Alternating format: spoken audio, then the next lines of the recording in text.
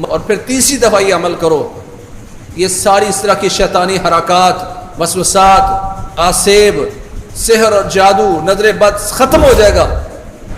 جب میں نے اس کو پکڑا نا، اس کے ہاتھ سے اس کو پکڑا تو دیکھا اس کا ہاتھ کتے کے ہاتھ کی طرح تھا۔ فضیلت الشیخ مفتی عبداللطیف، اسلامک اسکالر۔ برش کر لیا کہ نہیں، دانت صاف کر کے سوئے ہو کہ نہیں؟ جس طرح یہ پوچھتے ہو نا، اس سے زیادہ ضروری تھا کہ اس سے پوچھتے بیٹا آیت الکرسی پڑھ لی کہ نہیں۔ خواب ڈراؤنے آتے ہیں، پریشانیاں گھر میں رہتی ہیں، جی مجھ پر آسیب ہے، مجھ پر جادو ہے۔ رات کو سوتے وقت آیت الکرسی کا اہتمام کرو، آخری تینوں کل پڑھ کر ہاتھ پر پھونک مارو، اور پھونک مارنے کے بعد دونوں ہاتھوں پر پھونک مارنے کے پورے جسم پر اس کو ملو، پھر دوسری دفعہ تینوں کل پڑھ کے پورے جسم پر ملو، اور پھر تیسری دفعہ یہ عمل کرو۔ یہ ساری اس طرح کی شیطانی حرکات، وسوسات، آسیب، سحر اور جادو، نظر بد ختم ہو جائے گا۔ جب خود آپ عمل نہیں کر پاتے تو اس کا نتیجہ یہ ہوتا ہے کہ پھر مشکلات آتی ہیں، گھروں میں بھی، بیوی بچوں میں بھی، مسائل میں بھی۔ اور ایک اہم جو بات ہے، جتنی دفعہ بھی آیت الکرسی کا ذکر آیا کہ اس کو پڑھو، تو ہمارے ہاں عموماً نماز پڑھنے کے بعد بھی آیت الکرسی پڑھ کے یوں کپڑا آگے کھینچ کر منہ اپنے سینے کی طرف کر کے لوگ پھونک مارتے ہیں۔ یہ درست نہیں ہے۔ حرج کیا ہے؟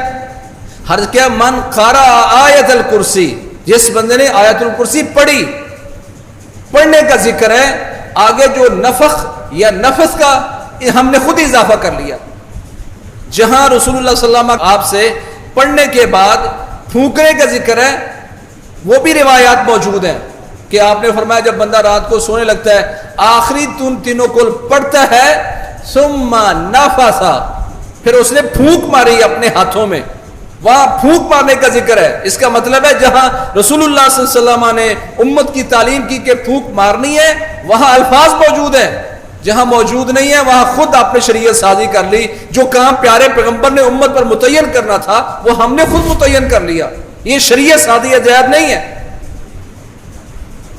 اگر آپ پوچھیں گے حرج کیا ہے، ہم کہتے ہیں حرج یہ ہے کہ رسول اللہ صلی اللہ علیہ وسلم نے کتنی جگہ پر پھونک مارنے کا ذکر کیا ہے کہ آپ مریض کو دم کرتے ہیں، پھونک ماریں، یا پھونک کا ذکر موجود ہے۔ آپ آخری تینوں کل پڑھتے ہیں، ہاتھوں پر پھونک ماریں۔ جہاں ذکر ہے موجود وہ امت کو آپ بتائیں۔ جہاں ذکر نہیں ہے، صرف قرات کا ذکر ہے، وہاں قرات تک محدود رہنا یہ شریعت ہے۔ ہم آپ سے پوچھیں قرات کا، جس بندے نے نماز کے بعد من قرأ آیت الکرسی دبر کل صلاۃ مکتوبہ، جس نے آیت الکرسی پڑھی ہر فرضی نماز کے بعد، یہاں پڑھنے کا ذکر ہے، تم نے آگے جو پھونک مارنے کا ذکر بنا لیا، اس کی دلیل تمہارے ذمے۔ حرج کیا ہے؟ حرج یہ ہے کہ پیارے پیغمبر نے کئی موقعوں پر پھونک مارنے کا ذکر بھی کیا ہے۔ جہاں ذکر تھا وہاں آپ نے بیان کیا، جہاں ذکر نہیں ہے تمہیں حق نہیں ہے کہ اس میں اضافہ کرو۔ آیت الکرسی ہر نماز کے بعد پڑھنی ہے، ہر فرضی نماز کے بعد پڑھنی ہے، رات کو سوتے وقت پڑھنی ہے، پڑھنا ہے۔ پھونک مارنے والی بدعت اپنے بچوں میں مت پھیلائیں۔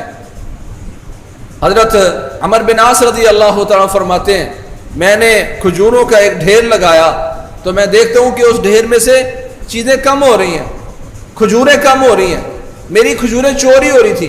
میں اس پر بڑا پریشان ہوا، میں نے کہا آج میں پہرا لگاؤں گا، دیکھتا ہوں کون ہے جو چوری کرتا ہے۔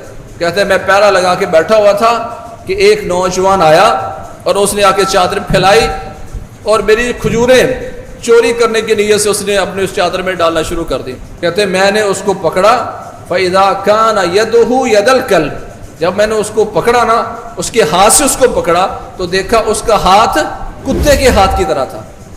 اس کا ہاتھ ایسے تھا جیسے کتے کا ہاتھ ہو، اور اس پر بال بھی تھے۔ میں نے پوچھا جنوں میں سے ہو کہ انسانوں میں سے؟ تو اس نے کہا جنوں میں سے ہو۔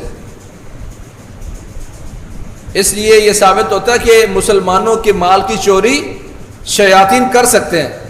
میں نے کہا پھر تو آج پکڑا گیا۔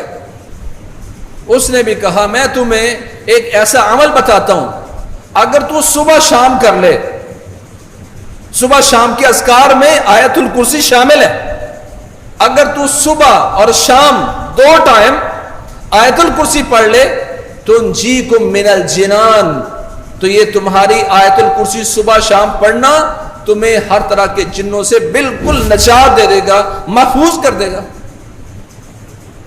तो ये आयतुल कुर्सी सुबह शाम के अज़कार में भी शामिल है। कहा अगर ये तुम पढ़ोगे जिन्नों से महफूज हो जाओगे। ये फिर हजरत अमर बिन आस रज़ी अल्लाह तआला ने प्यारे पैगंबर को बताया कि या रसूल अल्लाह, मेरी खजूरें कम हो रही थी, मैंने पैरा लगाया, नौजवान को पकड़ लिया, उसका हाथ ऐसे कुत्ते का हाथ था, तो वो जिन्नों में से था, तो जाते वक्त मुझे ये बात बता के गया। तो आपने तस्दीक फरमाई कि हाँ, सुबह शाम के अज़कार में इसको दाखिल करो, तुम जिन्नों से महफूज हो जाओगे। तो इस एतबार से आयतुल कुर्सी ये कुरान मजीद की आयात में से सबसे अजीम आयत है।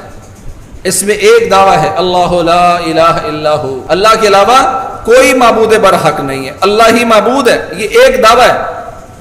खैर की बात आगे शेयर कीजिए और अपने लिए सदका जारिया बनाइए।